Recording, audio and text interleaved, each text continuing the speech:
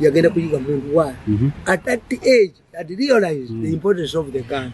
Museveni nakugamba nti during that time ngali mu Folona Samwana tanabuza myaka 3 yakulosinga leke Tanganyika the deepest munsi yonna onwekanu ngagenda kongogula muntu nagamba bamutwala omusajja omukongo atunde muntu naye bafumba nkima ekyeggulo yete yalya mubisi gwa njuki nenga akimye from any of the big parties to be marketed as a future leader.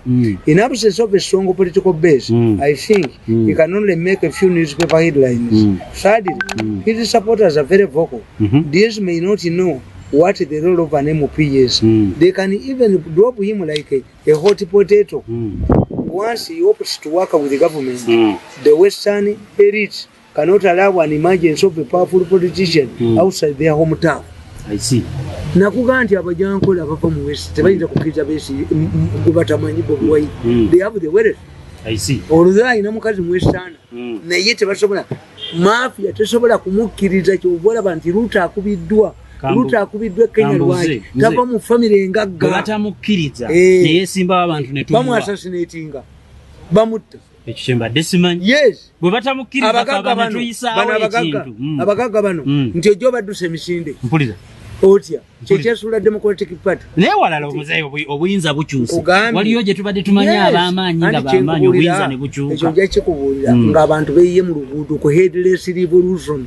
Okay. Nga mukyayina beesige kumulowolezaamu ne Bobi Wine gwe mulowolezaamu temuyinza kufuna headless revolution nga mukyayina essuubi mu bali nti bakyatutwala nga ne president temusobola wano batwala misingi si yabba president alwanira mirundi n'alagira nti pulogulaamu ze zidde wankubira ababbi mpulira olowooza lwaki yebambuleko bano nze nali mmanyi nti bwe baatuula mu meeting ndowooza ye yabalagira ye mugezi kubanza bwe bagamba ye abataziraba bwe kye batamanyi nti buli lwogamba nti mirundi Museveni aweze mirundi kiba kitegeeza abantu kabeeyiwe mu luguudo kubanga nono abadde atwogerera mugjeewo oba otegeeza nti ne Kasirye teyafudde nakyo death kano kantuyo tekakitegeera kabbi ka ssente Diana takitegeera Kasirye bw'afa abadde ali ku sayidi y'abantu mu ddakiika y'emu n'osirisa n'emirundi abantu tetusobola kifuna ekyo beeyiwa mu luguudo because what does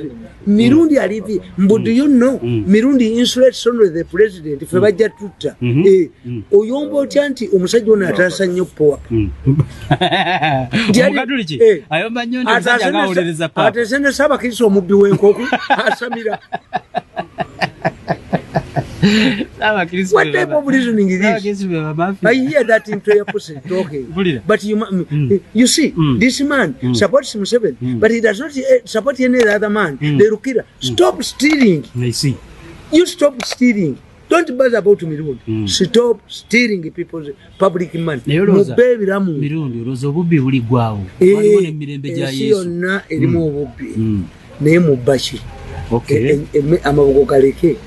Sente za school fees zireke. Egundi zireke. Eza COVID. Yes. Tozikwata. Eza COVID emmere y'abantu gireke. Tozibba. Kuba opye. Yes. Opye. Zimba bibyo. Jononya gyotubira. Emmere jakuleetera abantu. Kuba bo beekweka. Nti bwe beekweka abantu balowooza tebamanyi. People know who have eaten everything. I see. Mu ggwanga muno people know. Abantu tebalina kali gyeyogera tebalina platform but they know. Abaganda bakuga nti neyebase nennyina mu kabbuli bamutegeera tewali akihidinga abantu bamanya ababbi tebawera 20 people no the thieves nasali tamanyi bamugoba ku mulimu byandala tamanyi mukasamululi tamanyi bamusiba nti wabyesene nga teyazibbi asobola okumanya nti gundi yazibbi ati kino kijja kwangu lwaki temubatuwa nti gundi yazibba ne mubatuwa ne badda ne bakwaleeta mawulire ne bakola ki kakati nkugamba neither can Bobi Wine rely on Mengo because the leaders in Mengo are mercenaries who work for the mafia.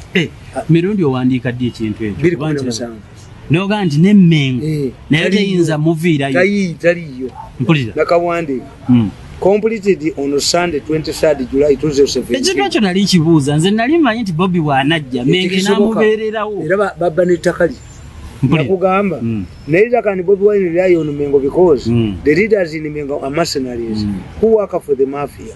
I always compare Mengo leaders to a man who sees his friend sleeping with different women and consoles himself by raping his own daughters. Mengo prefers to steal from or work as hunting dogs for the mafia rather than fighting for the leadership of the country. They do not hesitate to undermine an upcoming Muganda politician. As soon as Bobi Wine attracted big crowds, the media started delegating him to third-page stories. He no longer made headlines. This is what the mafia does in order to slice the audience to a limited space. Baba tebacha kukkiriza ate amawulire gage amawulire sigage bokedde yakuba ku Bobi Wine kuba atunda nti maintain mirundi ku TV yo naye nga tumukuddemu amannyo kufeta kidde munku kube abantu basigale nga balama mirundi atayogera newankubadde kwali omuteekeko ofuna ebirango ajja toyinza kunfuula mulambo tuttingana nenanyini TV tukubagana kalisa yawonedde watono mwetikka this is what you want. No, auntie, mafia now what you no, is that a program? Yes. Ebyoyogera fe byetunoonya buli lunaku bw'obijjamu tugamba mirundi bamuguze because you don't know Buland ebanda kazi why do these ordinary people stick to enguri instead of drinking Uganda Wallet? I see. They believe that Uganda Wallet was processed. Exactly. They prefer this one. If Femcharo or agenda kupipa ye never muako copy. Finally, I already said, my friends, that when a beautiful woman turns into a barmaid, men of substance avoid her until a border raider follows her. This is so because, unlike a man of substance who fear rejection, a border man is daring and very aggressive. Secondly, the Baganda have a saying that Kisangata Achite. This saying was derived from an incident when a traditional chief called Mokwenda came face to face with a sweeper buff in the swamps of Luera. Being a Muganda from the Mbogo, Buffalo Kira, Mokwenda could not kill his totem and allowed it to move on. However, Mukwenda's generosity could not guarantee the same buffalo safety against the people it would meet on the way ahead, who could mostly likely belong to different clans. There are reasons why political lightweights defeat giants. Unlike a border man who boldly confronts a barmaid, the big wigs in and outside the politics fear taking on incumbents. Even a point where people are yearning for leadership. Nabagamba abamanyi batya Museveni omutono bwogezezza ku boda raida akwana omukazi omulungi asobola okuba Museveni.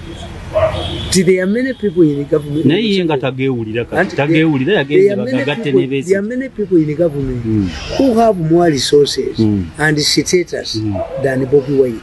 But they fear to confront the big man. Batugamba bo bakuuma byabo tebaagala onagende nti waliwo ensi lwefuuka bbaala nga mulimu omukazi omulungi ye president abasajja bonna abategeevu ku kyalo ne bamutya kuba ajja bagaana ajja bawangula kakati omwo wa bodaboda yatasobola wamukubira kabira agenda okulaba naye omukono agusembeza walala obadde okona wano ajangu wano we watuufu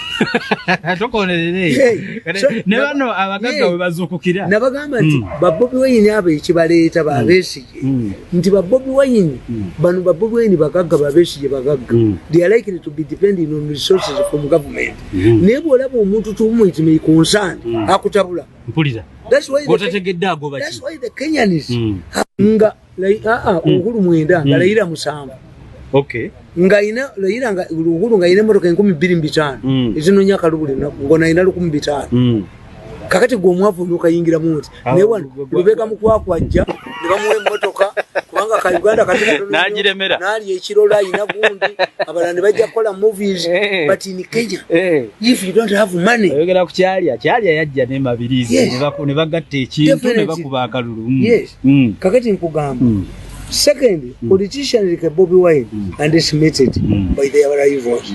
Paulo Mwanga underestimated Yoweri Museveni and concentrated his effort on Dr. Kayira because Kayira had a strong political base, had a PhD in criminology, which he attained from the United States, and he was a strong Catholic Muganda. Museveni's triumph in the 1980s was a surprise to many. What about Frederick Chiruba, who defeated Dr. Kenneth Kaunda in Zambia? Kaunda used to ridicule the trade unionists as a political novice who was even a Congolese. What happened? Chiruba later took over power.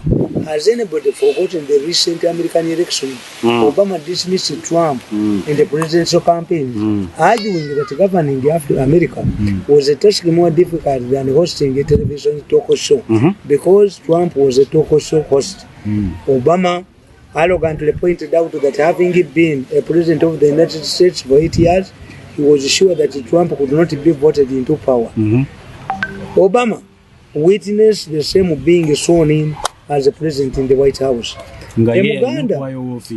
Muganda summarizes all of this with a warning to Gayanga Chezinze, which can be loosely translated as never underestimate a coiled snake.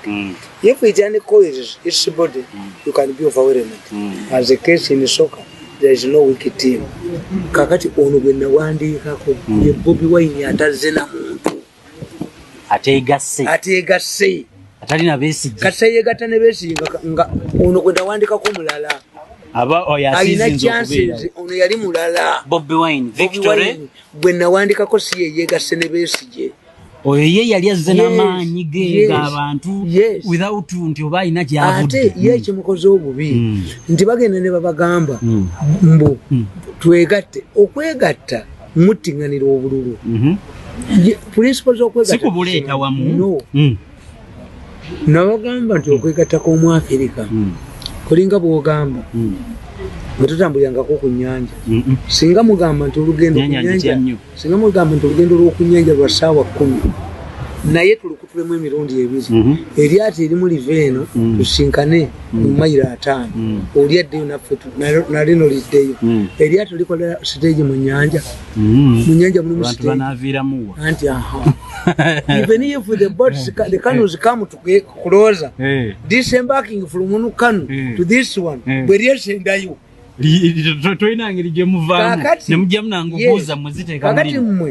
the time Bobby Wine came, Yajanga Gamba, Besigye Molo. This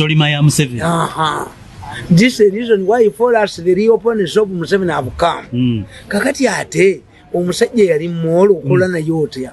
Guavuma, Jibano no. Bosanga Fava Bazi, Tukugira in a statement is a Mayogeranga. Chituf. Weziri zisinga ziba dizolo kubwa you get is owana na kugira ya mawuli ge mwakolanga when kubanga mwevu mane mukazi wo kumizigo ofuka kubuliri okola ki tomorrow mweddamu ne mweyagala naye bana bawulidde bimwogedde sije yavume ekyo kifuka kubuliri of Uganda trust you. Does this give NRM the advantage to win this coming election? Anti kakati mukikoze emirundi mingi nti omwana eyali alunda endiga yagenda nganaga ndi omusege gundya ne badduka bamuddukire naga nti bwe namagula embwa y'omuzungu yannuma kakati mwakola TDA ne bagenda n'Ebungereza ne bagamba ki nti Besigye yalemeramu n'ayiwa Mbabazi Okenya naddukayo ne Haji Sebagala naddukayo njagala mzee tumalirize ekyo olwaleero mulowooza nti abantu mukyababuulira ebyo kakati ekiriwo kiri kimu nti aba Bobby Wine abatagala Bobby Wine bankimanyi nti bw'ogatta Bobby Wine ne Mugisha muntu Bobby Wine tebasobola muga nti gwe kulembera. Okay. Yes. Bw'aba Mugisha muntu balina muga nti Mugisha yayitewo. Ate Besigye ali wani Besigye watu mukunde. Okay. Kuba Besigye afrustrated ekibiina. Yayagala kufrontinga tumukunde. Omukazi yaliwo w'amaanyi kiza yayogeranga ensi n'ewulira. Besigye yamugjawo n'aleeta atayaka. Besigye naddira gundi. Muntu. Oli. Amuliyati atayaka namuteekayo. Mpulira. Ekibiina ne kifa ye n'asigalawo. Kakodyoke kakusigala nga ye yaliwo. Ekibiina yakirekera yaleka egundi yaleka ebiti ebibisi ngabikumisizza omuliro n'afuluma. Zaida ojerega amuli ati ekiti ekibisi. It is a strategy. Amuli ati goga. As Besigye bini ogondi kyobola nti ono omusajja ow'ebulungi. Bwe yayagadde okufuuka supreme leader bano baategedde nti ajja basinza ki shadow bajja kukola emusado ye baamuse. Yes. Ayagadde okwewaŋŋamya. Kati Besigye yaleka ekibiina akisse. Tweyanziza nnyo omuzemiro. Besigye alinga Obote. Obote yagamba. Obote yali mubi bwogeza ku Besigye abaganda bagamba yali mubi. Obote yagamba nti nze okubeera king okubeera servant mu ggulu mbeera king muliro. Unless Besigye is a leader, he cannot accept any coalition partners. Okuja kuba ye leader. Look what Besigye and his history. Besigye nasobola kukkiriza nga si agenda okukulembera. Betty Kamya we yabeerera wali omugerageranya ne Bobi Wine. Yali wamaanyi nakola n'ekibiina Federal Alliance. Mugisa muntu abadde ani mu kibiina. Oli ye Jeno Kano. Ono Zaidi Jeno. Yono Jeno lika. Muranka z'amagye Besigye Kano. Amanya museka wamulabako. Namuwulirako. Amanya museka. Namulya ku radio. Bwe yagende wa Besigye yafuukaani envoyi. Mpulira. Gundi kateeka yabwe yafeeno n'agende wa Besigye yafuukaani envoyi. Mpulira. Besigye entebe yaje interim and permanent. Besigye akimanyi lwaki nzikiriza nze nveewo kitegeeza bwe nvaawo mba sikyali opposition leader kati anaakwata tumukunde kuba wa gurupu yaabwe kati samulaba Besigye ono bamusise tumukunde asirise kakati Bobi Wine bamusika ayogera ebyamajjajja ssente kati bamubaza kakati Bobi Wine bamubaza kuba ayogera oyinayo ki nina ekindi kati olunaamugoba ng'eno bavu ebintu bye bayoola bagenda okuba Bobi Wine ng'abaabukanyeeko. I'm telling you. Ate nze oyogera n'enseka naye oluvannyuma nindirira ndabe kaninde ekyo nakyo nkirabe. Bobi Wine kasatana adduka wa Besigye. Bateesa naye oyina ki kati bamubuulira sente ozijjawa. Mpulira. Ekirala in any election where Europeans give money the first conditionality is to unite. Have one. Yes, because they don't want to scatter their money. I see. They can unite now, but time of choosing who should be a leader, which is Jokutabukira. One sent bazirite. Don't you think that you can confront Bobi Wine? They can confront Bobi Wine. Ogambye nti Bobi Wine aba Western aba innocent aba sustaining Besigye. Ruto akubiddwe Kenya. Why? Ruto tava mu independent families. Ruto obubbi abye bubbe. They don't, he's not trusted. Yes. Tali mu equation tali imu. Bobi Wine mu majamwali. Mwana wa Naduli. Wa mu politics you must have guarantors. Nti yifu kakati kwe tulaba nti mirundi abalema mirundi sayina amulagira kituufu tomanyi wonzijirako switch nga databuse bwenzija mwene BS ekitegeeza teri asobola kumpa mirundi nga yecha teri asobola kumpa bukulembeze teri asobola kumpa muwala we nemu kaliabu bizabina za trusting andi nkuboli ndi naye yenyini akimanyi boli abakyalo olina wababbu yes akati nti oyo ani gwona oyogera naye era n'abaana bange bagamba gwe buli kimu kye tukugamba ojuliza nnyoko waayi nti ye mutya nti njagana okukola ekintu afe era kakati nga bino byonna yabadde annoonya bambi ye bwawulira ku leediyo omwana wange bagenda mutta ate mujja mutta mbatti ntweya pusi nja mulisa kasasi ntweya pusa nemeto ntweya pusi entwala gye mutwalamu kati namugoberwa motoka ye naagikuba ku ttaka kakati bakakubi mu meeting buli kyekalaga yonna lugambo lwereere ntweya pusi bw'atanveeko ngenda mulisa kasasi next stage ajja kulya kasasi mujakala bakumwesonyiwa n'okola bibi ate mubanesonyi in fact nze nga tumwebaze nga tumwebaza ayina amagezi mu mutwe atayina alogansi sente naaliziriridde mu hoteri naye nawe wenyumiriza mu alogansi kati ng'ogamba tumwebaze nti yebwe abagirina ebambi yange nyamba nti gwalabye mbikola togyeyambisa kubba mpulira yes kakati ekyo gwoloza nti abantu bonna tebakola business buli muntu akola mu kampu yaabo omwo mulimu kuteesa ani yali alebe kuteesa ku ssiini situwuliranga gwe weka ayinza okumanya nti alina ekintu bwekituba azonole bulanded twice okuddira muwala we yesimba esembabule n'okwagala okutwala ekifo kya Nadduli this is what exposes ate ekya Nadduli era teyayogera kuteesa bamugaa nti ayagala okuba sipiika omulaba ayogera asooka n'aleka nekyekola kyokka nti muwala wa kuteesa teyalize bwatyo NRM yali taddewo primaries najjera mu kulonda era waligamba era yayitamu waligamba era yayitamu abantu babujjo twaligambe ekyo kibikkako omusajja agulira omukazi omwenge n'amukwata ekyo kyanjawulo n'atuka obutuzi yes bo bayina obujuzi nti bali mu hale bajja kubasa abo abaana bajja ku and they are young ate tewali asobola kuyita ku street ngafu. How can a small group of arrogant fellows who are popular antagonize a society? Njagala kumanya mzee Mirundi, why do you always say that opposition mu Uganda temuli opposition? Tuli mu kiseera kya kalulu tolowooza nti ebigambo ebyo bamala ku obululu Bobi Wine namukugamba natulya Bobi Wine nemmanya nti Bobi Wine ayinza okuba owakabi era nabakugamba nti Can Bobi Wine is effective to spark a revolution in Uganda?